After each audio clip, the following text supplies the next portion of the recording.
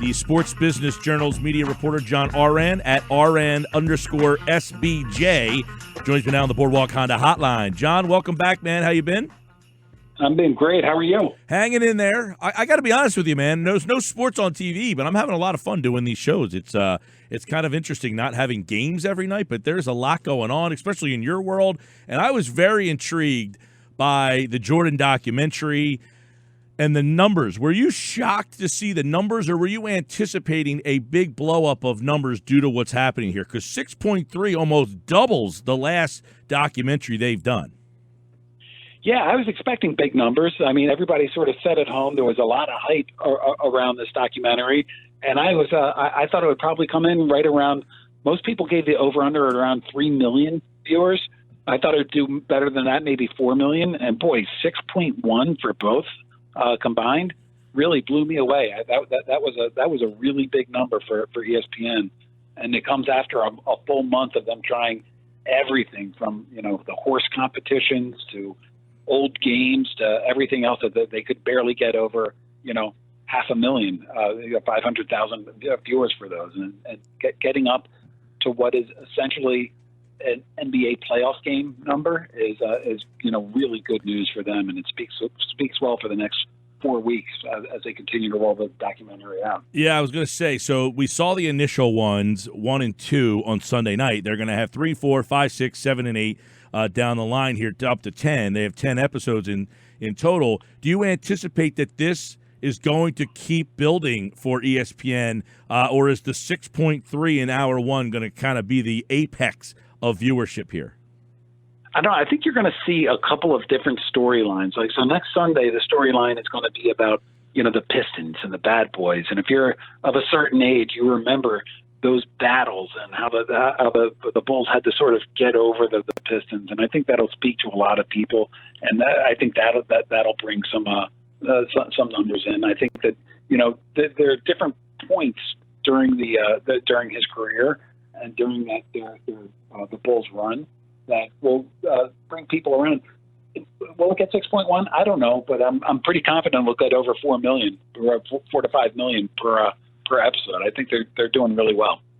John Ourand, the Sports Business Journal. I guess ESPN, they've got the Jordan Last Dance doc. They also have the NFL Draft. What kind of numbers are they anticipating for Thursday night, round one? And, of course, they have Friday with 2 and 3, and then on Saturday as well. I'm imagining they're hoping for big numbers all 3 days with what's going on. Huge numbers. Expect them, too. They just did the WNBA draft just 2 nights ago, and they ended up with the biggest viewership number ever for the WNBA draft, which was really a couple 100,000. I think it was like 300,000 or 400,000, but that's a pretty significant number of people that would come and watch the WNBA draft. So I think that, you have a whole bunch of sports fans that are sitting at home for 6 weeks with nothing to watch, and you now have something that's live that they can watch. And you have, they went through a couple of tests earlier this week, and they didn't go very well. So you have the potential for there to be some technical glitches during the telecast, which I think is helping to build buzz and bring. I'm going to watch. I can't wait to see if the Bengals mess up their first pick, which is a possibility. And so I think that there's a whole lot of buzz and everything going around. People that are stuck at home and dying for something live and pro sports focused. I think it's going to set a record. I think it's going to be a huge number. Now, with that, I'm interested in the advertising aspect of it. I mean, with what's going on, is ESPN able to capitalize on this? Hey, we got the one live event going on. We still have it Thursday night. Are they able to kind of capitalize on that? That's been the interesting thing. I haven't been able to get to the bottom of that. The problem is that the typical advertisers that would advertise on something like that are car manufacturers. Well, they're not selling any cars right now. Nobody's going anywhere. Restaurants, no restaurants are open, so nobody's going anywhere. These are advertising budgets that have been completely cut. But they're going from, if you compare it to a regular draft, it's not going to be as good. But if you compare it to what they're selling now, they are going to get a bunch of advertisers in there. It's going to be a big seller for them. It's going to bring in a lot of revenue.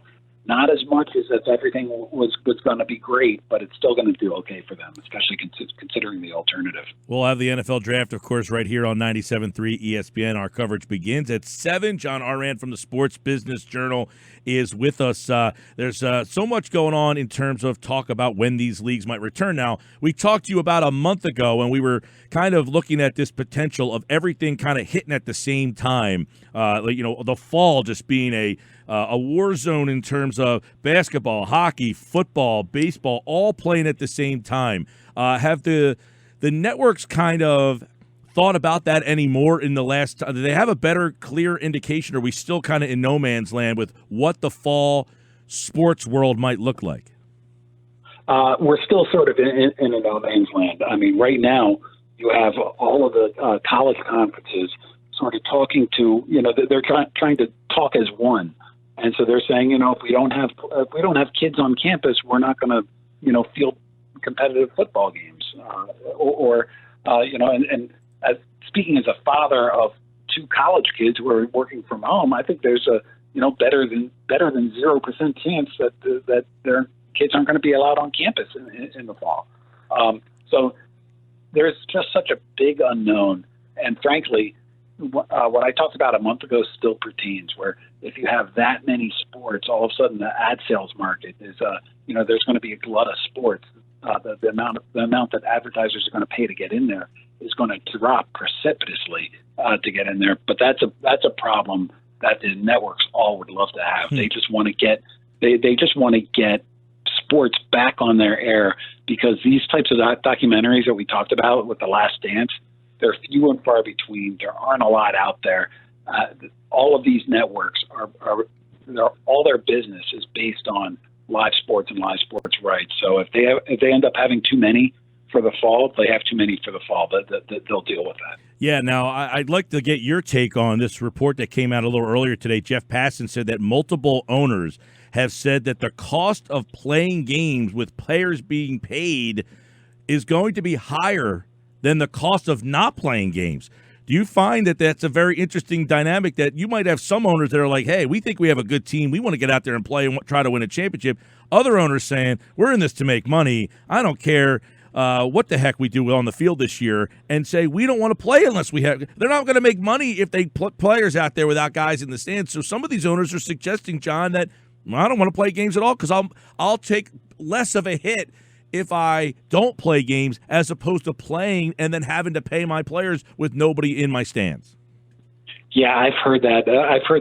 As well. My viewpoint on that is that that's the first sort of salvo in a negotiation that the leagues are going to have with the Players Association. Because right now, if they play a game with no fans, all of a sudden you're giving up ticket revenue, you're giving up parking revenue, you're giving up beer, soda, food revenue. You're giving up merchandise sales that happen at the stadium. The media money that ESPN and Fox and NBC and CBS pay to carry the games generally makes up about 40 to maybe 60%. So if they play these games, they're going to be missing just right off the bat, that 40 to 60% right there, if that comes from ticket sales and everything else. Crazy. So, are they going to have to pay the players the same rate that they would get as if it were 100%, or are they going to try to work together? And I think that's the first salvo to a negotiation that they want to have.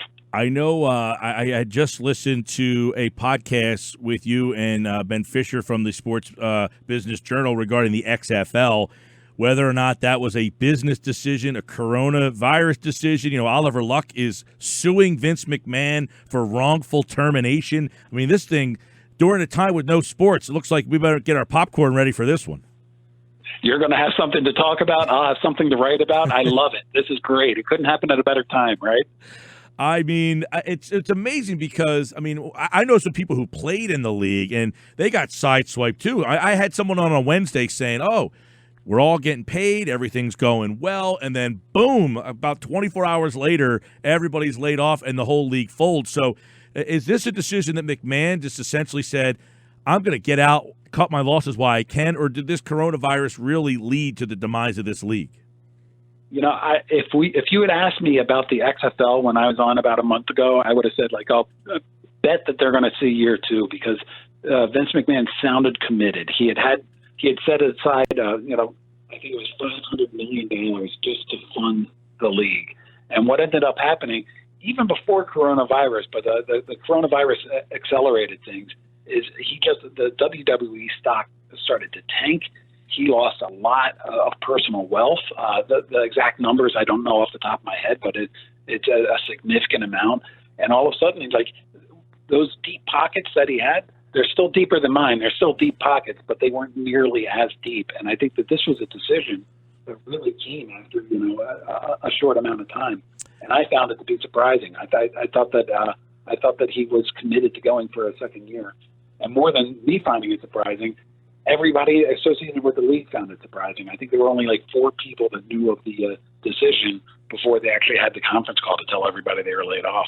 Yeah, I had read something, John, you probably know more than I would, but that McMahon's worth went from about $3.9 billion down to about $1. I mean, he took a pretty big hit with this, right? I mean, his net worth dropped by almost $1 billion.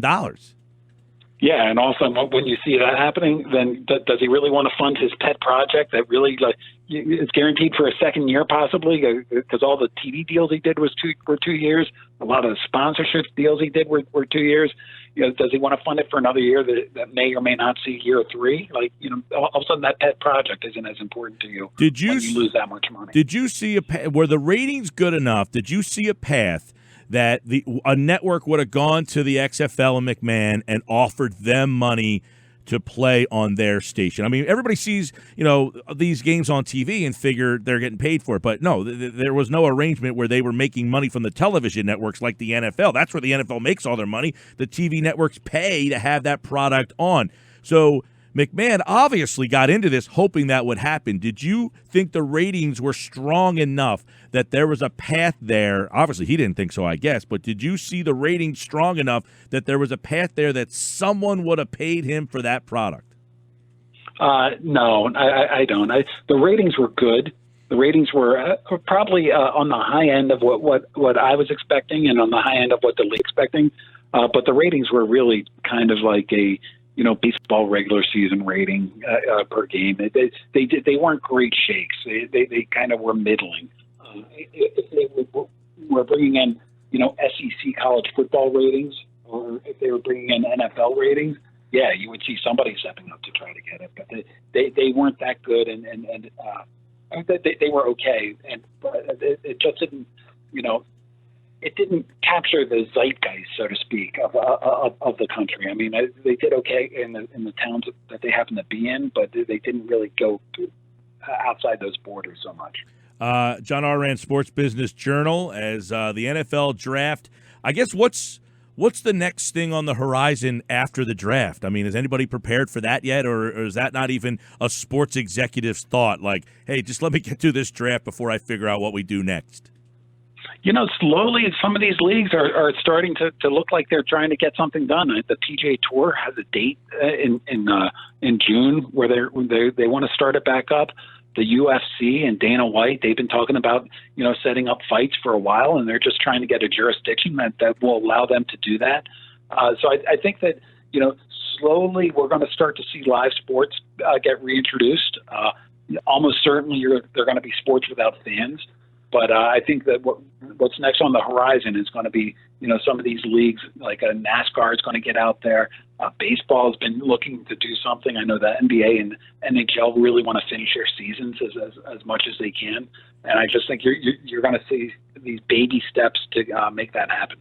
All right, John Ourand, Sports Business Journal. Make sure you give him a follow, and we'll try to catch up again here soon as the news continues to happen in the sports media world. Thanks, John. Hey, Mike, thanks for having me on. Absolutely. Always great stuff from John at Ourand _SBJ. And, of course, he was kind enough to join us here on the Boardwalk Honda Hotline.